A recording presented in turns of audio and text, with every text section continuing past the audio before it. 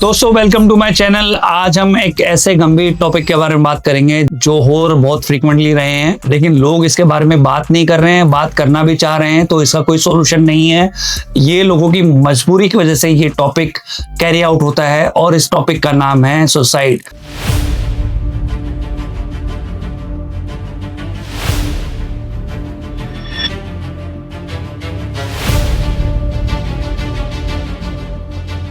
Now दोस्तों, हम suicide के बारे में बात करेंगे और ये बताएंगे कि सुसाइड आज इंडिया में कितनी कॉमनली फैल रहे हैं, इसके पीछे क्या रीजन होते हैं, लोग ऐसा क्यों करते हैं, इसके बारे में क्या मिथ है और इसके क्या सॉल्यूशन होने चाहिए। 24 साल का रोहित इंजीनियरिंग ग्रेजुएट था, एक अच्छी फैमिली से आता था, कुछ क्लोज फ्रेंड्स भी थे।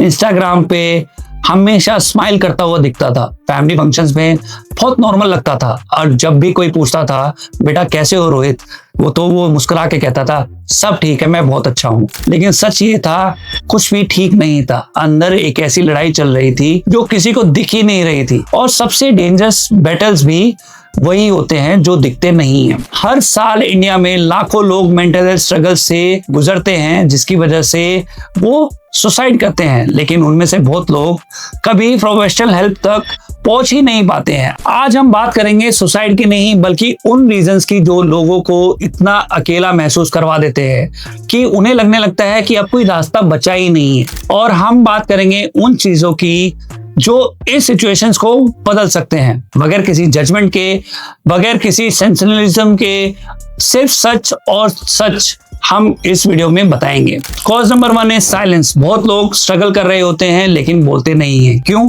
क्योंकि उन्हें लगता है कोई समझेगा नहीं, कोई सीरियस नहीं लेगा, मैं बर्डन बन जाऊंगा। और इंडिया में मेंटल हेल्थ को लेकर स्टिग्मा भी तो बहुत स्ट्रांग है।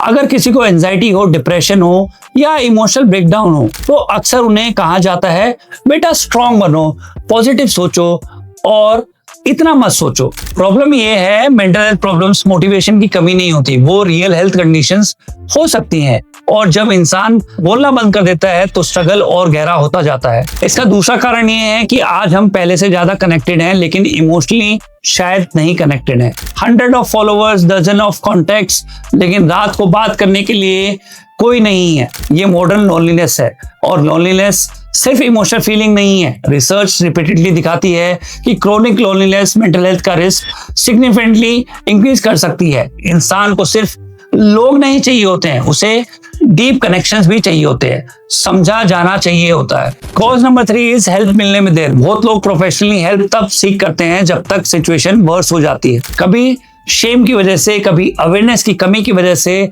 या कभी रिसोर्सेज की कमी की वजह से, और कभी इसलिए क्योंकि उन्हें लगता है मुझे खुद ही हैंडल करना चाहिए।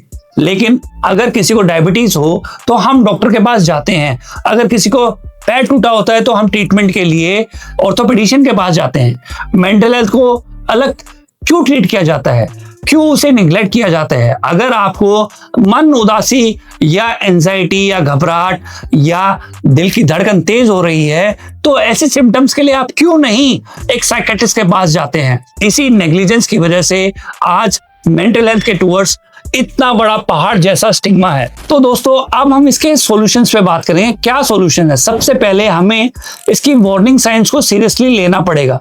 अगर कोई इंसान खुद को कंप्लीटली अकेला कर देता है, आइसोलेट कर देता है, हर वक्त बुरी नेगेटिव बातें कर रहा है, होपलेसनेस वाली बातें कर रहा है, या अचानक पर्सनैलिटी में कुछ व्यवहारिक चेंज आ रहा है, खाना छोड़ना बंद कर देता है, तो उसे इग्नोर नहीं करना चाहिए। कभी कभी एक सिंपल कन्वर्सेशन बहुत बड़ा स्टेप हो सकती है उसकी जिंदगी बचाने के लिए।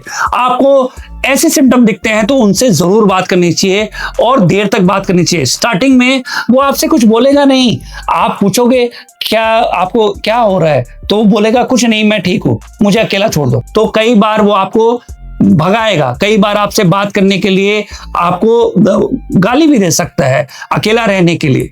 लेकिन आपको बार बार कुछ देर उसके पास पूछने के बाद अगर वो नहीं भी बता रहा है तो उसके पास बैठ जाना है और सिर्फ बैठे रहना है। आप अपना काम करिए, वो बैठा है। मैं गारंटी के साथ कहता हूं थोड़ी देर में जब आप 15 से 20 मिनट उसके पास बैठ जाओगे बगैर कुछ बोले, बार बार उससे पूछने के बाद भी अगर वो नहीं बता रहा है और आप चुपचाप बैठे हो बगैर बोले, भी 15-20 मिनट के बाद वो खुद आपको बताएगा कि यार आज मेरे साथ ऐसा हुआ, आज मुझे ये प्रॉब्लम है, इसने मुझे ये कह दिया, इसकी वजह से मैं आज परेशान हूं। तब असली कन्वर्सेशन स्टार्ट होती है, तब एक असली हेल्प स्टार्ट होती है और उसी हेल्प की वजह से, उस कन्वर्सेशन की वजह से आप उसकी प्रॉब्लम सॉल्व कर सकते हैं। आप उसके माइंड को डूबने से बचा सकते हैं, उसकी जिंदगी को हेल्प दे सकते हैं, उसकी जिंदगी को के लिए एक बड़ा सेवियर बन सकते हैं। तो ऐसे सिम्टम्स में आपको ऐसे लोगों के साथ बना रहना चाहिए। Now the most important solution is professional help. आप इन चीजों को इतना नॉर्मल बना दो कि आपको लगे कि मैं तो डॉक्टर के पास जा रहा हूं ताकि मेरा माइंड अच्छे से फंक्शन करे। अगर आप नॉर्मल तरीकों से मेंटल इलनेसेस के बारे में या सिम्टम्स के बारे में या स्ट्रेस के बारे में या आपके किसी डिस्ट्रेस के बारे में ओपनली बात करोगे दोस्तों से, फैमिली मेंबर से, तो ये इतना नॉर्मल हो जाएगा कि आपको डॉक्टर के पास जाने में भी कोई हिचक नहीं आएगी, कोई शर्म नहीं आएगी। दोस्तों, सबसे पहले ये समझना जरूरी है कि थेरेपी कोई वीकनेस नहीं है, काउंसलिंग कोई वीकनेस नहीं है, साइकियाट्रिस्ट के पास जाना कोई वीकनेस नहीं है। जितना नॉर्मल हम फिजिकल ट्रीटमेंट को मानते हैं उतने ही नॉर्मल हम मेंटल हेल्थ ट्रीटमेंट को भी मानना होगा। आखिर में रोहित की कहानी सिर्फ रोहित की नहीं है, ये हर शहर में एक लड़के की, एक गांव के एक लड़के की, एक कस्बे के एक लड़के की कहानी है, हर कॉलेज गोइंग लड़के की कहानी है, हर ऑफिस में उस एम्प्लॉय की कहानी है, हर स्कूल में उस बच्चे की कहानी है जो कि आज तक किसी ने महसूस नहीं करी है, किसी ने उससे बात नहीं करी है।